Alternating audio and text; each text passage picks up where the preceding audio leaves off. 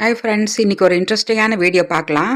முளைக்கீரை பாருங்கள் வாங்கி வச்சுருக்கேன். அதில் எப்படி மசியல் செய்கிறதுன்னு, முளைக்கீரை எப்படி இருக்குன்னு பாருங்கள். முன்னாடி மட்டும் கொத்தாக வந்து கீரைங்க இருக்கும், அப்புறம் நீட்டமாக தண்டு தான் இருக்கும். அதை வந்து கொஞ்சம் வளர்ந்துடுச்சுன்னா தண்டு கீரைன்னு சொல்லுவாங்க. சிகப்பு தண்டு கீரை, ஆர்டினரி பச்சை கலராக இருக்கிற தண்டு கீரை பாருங்கள். முன்னாடி மட்டும் கீரை இருக்கும், நீட்டமாக தண்டு தான் இருக்கும். அதை வந்து நாங்கள் தனித்தனியாக கட் பண்ணி பாருங்கள். தண்டு தனியாக நான் எடுத்துட்டேன், கீரையை மட்டும் மசியல் செய்ய போகிறேன். தண்டை வந்து குட்டி குட்டியாக கட் பண்ணி போட்டு பொரியல் தனியாக செஞ்சுக்கலாம், ரொம்ப டேஸ்ட்டாக இருக்கும். இப்போ மசியல் மட்டும் எப்படி செய்கிறதுன்னு உங்களுக்கு காமிக்கிறேன். இந்த முளைக்கீரையை நல்லா கழுவியாச்சு. இதில் எப்படி ஒரு மசியல் செய்கிறதுன்னு பார்த்துடலாம். சட்டியில் ஒரு டம்ளர், சின்ன டம்ளரில் ஒரு டம்ளர் தண்ணி ஊற்றிருக்கேன். பாருங்க, 2 தக்காளி மேலே அந்த காம்பு பகுதியை எடுத்துட்டு நீங்கள் வேய்ங்க.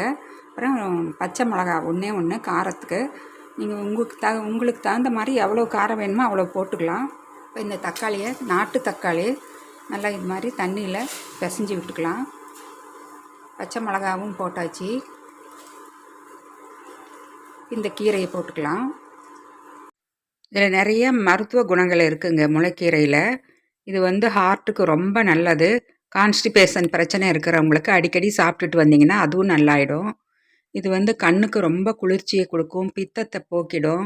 நீர் சத்து அதிகம் இருக்குது. சீரகம் 1 டீஸ்பூன் அளவுக்கு சீரகம் போட்டாச்சு. ஒரே ஒரு பூண்டு, சின்ன பீஸு இஞ்சி. பூண்டு உங்களுக்கு எவ்வளோ வேணுமோ அவ்வளோ போட்டுக்குங்க. எனக்கு ஒரு பூண்டு போதும், ஆப்ஷனல் தான். அதுவும் வேண்டாம்னா கூட சிலர் பூண்டு சேர்த்தாதவங்க அதை அவாய்ட் பண்ணிடலாம். சின்ன வெங்காயம் இது மாதிரி பொடியாக கட் பண்ணி அதையும் இதோடு ஆட் பண்ணிக்கிங்க. தண்ணி பார்த்து நீங்கள் அந்த 1 டம்ளர் அந்த கீரை வந்து பாருங்கள், இப்போ நான் போட்டது எவ்வளோ இருந்தது, இந்த தண்ணியில் அப்படியே நல்லா மூழ்கினதும் கம்மி ஆகிடுச்சு. அவ்வளோதான். இப்போ ஸ்டவ்வை லோ ஃப்ளேமில் வச்சு மூடி வச்சிடலாம். நிமிஷமாக கீரை வெந்துடும்.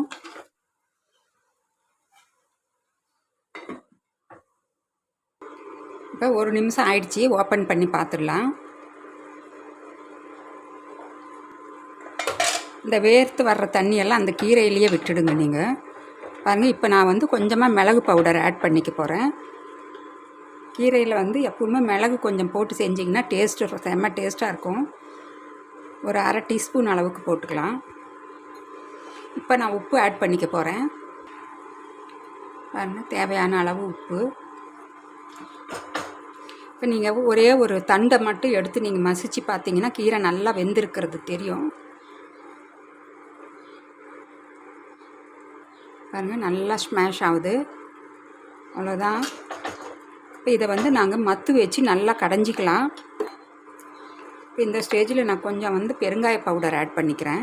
பெருங்காயத்தூள் ரொம்ப உடம்புக்கு நல்லது, ஜீரணத்துக்கு ரொம்ப ஹெல்ப் பண்ணும். நீங்கள் தாளிக்கிறப்பும் எண்ணெயிலையும் போடலாம், இந்த மாதிரி ஃப்ரெஷ்ஷாகவும் இந்த மாதிரியும் போட்டுக்கலாம். அது உங்கள் சௌகரியம்தான்.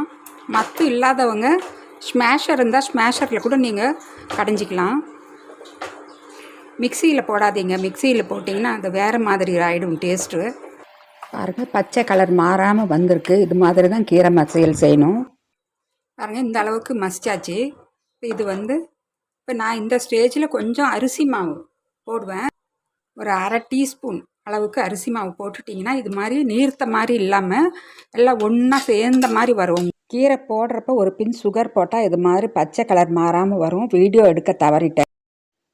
கடுகு உளுத்தம்பருப்பு அரை டீஸ்பூன், சீரகம் ஒரு அரை டீஸ்பூன்,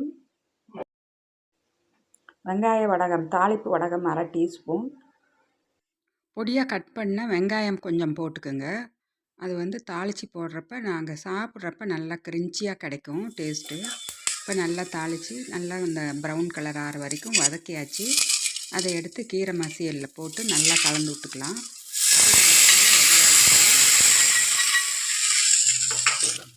இது மாதிரி பச்சை கலர் மாறாமல் மசியல் பொரியல் எல்லாமே செய்யலாம். செய்கிறப்ப ஒரு பிஞ்ச் சுகர் அல்லது நாட்டு சர்க்கரை போட்டாலே போதும்.